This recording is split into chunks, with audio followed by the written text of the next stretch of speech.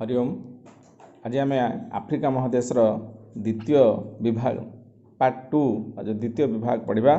Africa महादेश आम जाने तार मध्य भाग विश्वरेखा, उत्तर को कर्कट क्रांति और दक्षिण को मकर क्रांति जाइए। महादेश संपूर्ण रूपे ग्रीष्ममंडल में अवस्थित होइछि।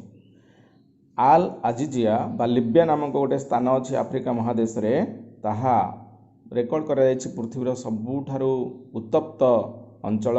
सर्वोच्च तापमात्रा एठारे 58 डिग्री सेल्सियस अनुभूत होता है। आफ्रिकार उत्तरांश उत्तर गोलार्धरे थिबारु एठारे ग्रीष्म ऋतु होला बेलकु दक्षिण भागटा दक्षिण गोलार्धरे थिबा अछि, तेणु सेठारे शीत ऋतु होता है। उत्तर गोलार्धरे गोटे ऋतु होला बेलकु दक्षिण गोलार्धरे आ गोटे ऋतु होता है। आउ पृथ्वीर बृहत्तम मरुभूमि साहारा मरुभूमि एठारे अवस्थित ए महादेश रे, एवं कालाहारी मरुभूमि मध्य सेठारे अवस्थित। अत्यधिक वृष्टिपात होउथिबा अंचल रे कौन हुए, घंच जंगल सृष्टि हुए, एवं कम वृष्टिपात होउथिबा अंचल रे बा आदौ वृष्टि हेउनथिबा अंचल रे मरुभूमि सृष्टि होइछि। विश्वमंडल रे वर्ष सारा तापमात्रा और वृष्टि अधिक होगा कारण सेठारे घंच जंगल देखा जाए। जंगलर गछ गुड़िक बहुत उच्च होता है, वर्ष सारा ताहा सबुज देखा जाए। तेणु यही प्रकार जंगल को चिर हरित जंगल कहुए। चिर माने सबुबले, हरित अर्थ सबुज, सबुबले सबुजमा भरपूर होकर रही है। तेणु जंगल को चिर हरित अरण्य कहुए। गछ गुड़िक एत उच्चा होता है, घंच होता है, तार सूर्यकिरण पड़े ना, भूई सबुले सन्तसंतिया होकर रही है।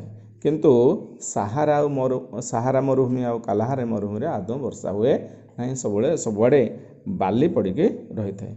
आउ केतेक से अंचल मरुभूमि अंचल मानकरे कंटा जातीय किसी उद्भिद तथा सिझु आ कंटा बुदा, नागफेणी, खजुरी यही किसी कंटा जातीय उद्भिद देखा जाती।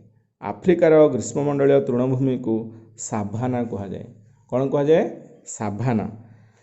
मरुभूमि रे जोठारे झरणा थाए, झरणा जानिछ तो, टिके टिके पानी बाहर बाली थी माटी थी, लोक मैंने घर कर रोथे आटाको कौन कहती? मरुद्यान। कौन कहुए? मरुद्यान। से लोक मैंने घर कर स्थायी भाव में रोचंती। सेठी खजुरी वृक्ष देखा जाए। आजिकल लोक मैंने उन्नत कले, विभिन्न प्रकार चाषबास से कले। विश्वमंडलीय दुर्गम अरण्य सिंपाजी, मांकड़, हस्ती, जलहस्ती, गंडा, कुंभीर, विभिन्न प्रकार विषधर सर्प माने पृथ्वीर सबुठ बेसी विषधर सर्प बोधहुए आफ्रिका महादेश रे देखा जाती। आउ नाना प्रकार पक्षी मध्य से अंचल रे बसवास करती। तृणभूमि अंचल रे गयल, चिता, हरिण, जेब्रा, जिराफ, बिलुआ, सिंह, हेटा बाघ एमती अनेक प्राणी रोथिबा कारणरू से अंचल को पृथ्वीर चिड़ियाखाना कहुए। तृणभूमि अंचल आफ्रिकार तृणभूमि अंचल रे एते प्रकार सब जीव देखा जाती। तेणु ताको कौन कहती? पृथ्वीर चिड़ियाखाना। चिड़ियाखाना देखीच? आम भुवनेश्वर अच्छी चिड़ियाखाना, बहुत थर तुम स्कूल तरफ जाइथिबो, देखिथिबो, बहुत बढ़िया। आउ ए महादेश रे अनेक गुड़िए देश अच्छी।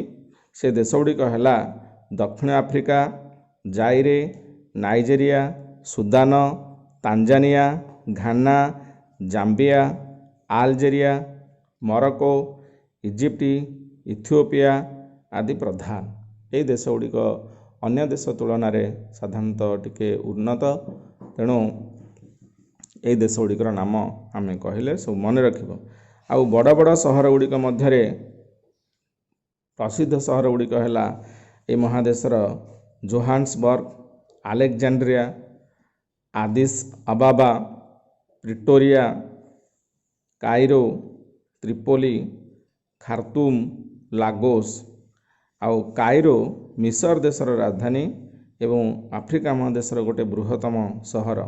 यह एक शिल्प, वाणिज्य एवं संस्कृतिर प्रधान सहर अटे। आ तुम जानिछ ପିରାମିଡ଼ ତୁମେ ଚିତ୍ର କରିଥିବ ଯେମିତି ପଢ଼ିଲା ବେଳେ ତ୍ରିଭୁଜାକୃତି ପିରାମିଡ଼, ଚତୁର୍ଭୁଜାକୃତି ପିରାମିଡ଼, ଏଇଟା କେଉଁ ଦେଶରେ ଦେଖାଯାଏ ଜାଣିଛ? ମନେ ପଡ଼ୁଛି?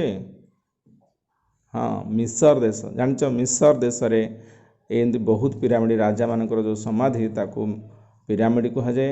ଆମ ଅଞ୍ଚଳରେ ଯେମିତି ଲୋକଙ୍କର ମୃତ ପରେ ଯେଉଁ କବର ଦିଆଯାଉଛି କାହାକୁ, ତ କାହାକୁ ଏମିତି ସମାଧି କରାହେଉଛି, ତାଙ୍କ ଦେଶରେ ଏମିତି ରାଜାମାନଙ୍କର ସମାଧି ଏଗୁଡ଼ାକ ବଡ଼ ବଡ଼ ଆକାରରେ କରାଯାଇଥାଏ, ତାହାକୁ ପିରାମିଡ଼ କୁହାଯାଏ।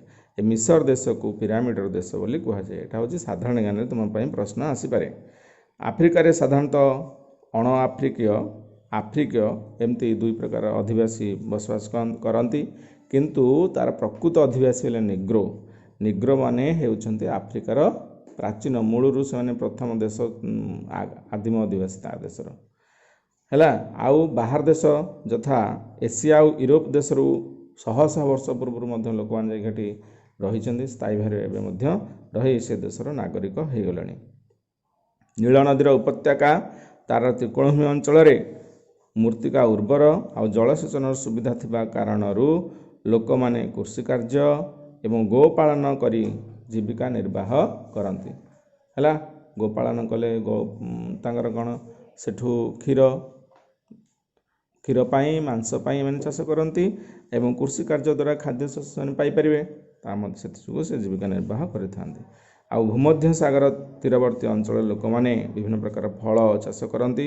ଫଳ ସବୁ ଖାଇବାକୁ ଭଲ ଲାଗେ, ଆଉ ଆମେ ବିଭିନ୍ନ ପ୍ରକାର ଦେହକୁ ସ୍ୱାସ୍ଥ୍ୟବାନ କରିବା ପାଇଁ ଫଳ ଖାଇଥାଉ।